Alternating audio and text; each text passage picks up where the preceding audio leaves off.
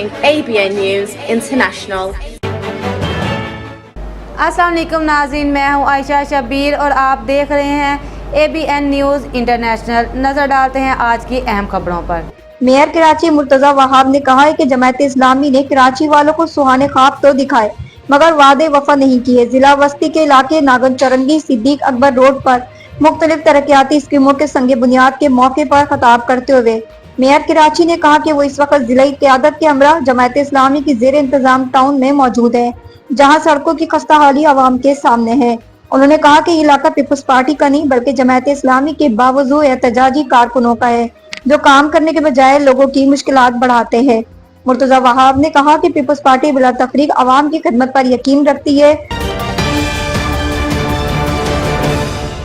Israeli हिरासत से रिहाई पाने वाले साबिक सेनेटर मुश्ताक अहमद पाकिस्तान वापस पहुंच गए। साबिक सेनेटर मुश्ताक अहमद बहरीन से इस्लामाबाद पहुंचे, जहां एयरपोर्ट पर इनका शानदार इस्तकबाल किया गया।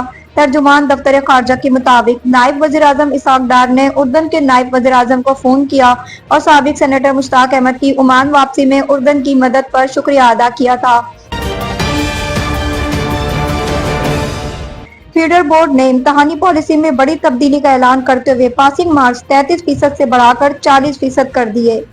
नई पॉलिसी सालाना इम्तहान 2026 से नाफिज होगी और ये मैट्रिक और इंटरमीडिएट के तलबा पर लागू होगी। फीडर बोर्ड हकाम का कहना है कि पासिंग मार्क्स में इजाफा बैनुल-अक़वामी मेयार से हम आंगही के लिए किया गया। फैसला इंटर बोर्ड कोऑर्डिनेशन कमीशन से मशावरत के बाद किया गया। फीडर बोर्ड हकाम के मुताबिक 2027 से पॉलिसी मैट्रिक और इंटर के दूसरे हिस्से पर भी लागू होगी। नई पॉलिसी तलबा को कोटा सिस्टम के बजाय तसव्वुराती फहम की तरफ लाने की तरफ एक अहम कदम है।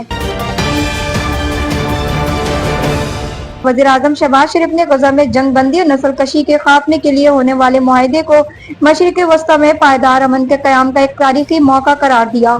अपने बयान में वज़ीर आज़म शहबाज शरीफ ने कहा कि अमरीकी सदर डोनाल्ड ट्रंप की मुज़ाकराती अमल में क़यादत और इनका आलमी अमन के लिए गैर मुतज़्ज़ल अज़्म काबिल तारीफ है। वज़ीर आज़म ने कतर, मिस्र और तुर्की की क़यादत को भी खराज तहसीन पेश किया, जिन्होंने मुआहदे के लिए अंत तक मेहनत की। शहबाज शरीफ ने फ़लस्तीनियों को भी जबरदस्त खराज अकीदत पेश करते हुए कहा कि उन्होंने बेमिसाल मसाइब बर्दाश्त किए, जो तारीख में दोबारा कभी नहीं दोहराए जाने चाहिए। उन्होंने मस्जिद अक्सा में हालिया इश्ताल अंगेजियों पर गहरी तशवीश का इजहार करते हुए सख्त मजम्मत की और कहा कि दुनिया को काबिज अफवाज और गैर कानूनी आबादकारों का एहतसाब करना चाहिए, ताकि सदर ट्रंप की जानिब से किए गए अमन इक़दामात को नुकसान न पहुंचे। जमात इस्लामी के रहनुमा और साबिक सेनेटर मुश्ताक अहमद का कहना है कि दौरान सफर समूद फोर्टीला पर 3 ड्रोन अटैक हुए। उन्होंने इस्लामाबाद में मीडिया से गुफ्तगू करते हुए कहा, हमने 30 दिन और 30 रातें समुंदर में गुजारी। मुश्ताक अहमद का कहना है कि 2 साल से जायद हो गए फलस्तीन में मुसलमानों का कत्लेआम हो रहा।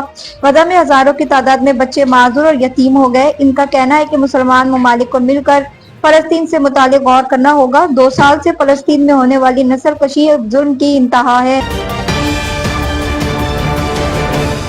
वज़ीर इत्तलात नशरियात अता तारड़ ने कहा है कि जेल में बैठा शख्स दहशतगर्दों का चीफ स्पॉन्सर है।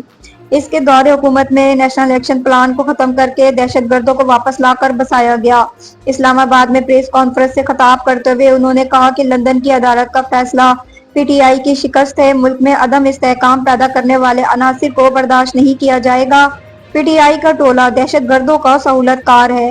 अतातार ने कहा कि जेल में बैठा शख्स दहशतगर्दों का चीफ स्पॉन्सर है और दहशतगर्दों को इससे सहूलतकारी मिलती है, लेकिन मुल्क में अदम इस्तेहकाम पैदा करने वाले अनासिर को कामयाब नहीं होने देंगे। ब्रिगेडियर रिटायर्ड राशिद नसीर ने यूट्यूबर आदिल राजा के खिलाफ लंदन हाई कोर्ट में हद तक इज्जत का मुकदमा जीत लिया।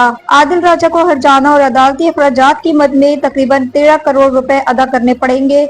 जज ने करार दिया कि आदिल राजा ने ब्रिगेडियर राशिद नसीर को बदनाम किया और झूठे और बेबुनियाद इल्जामात लगाए।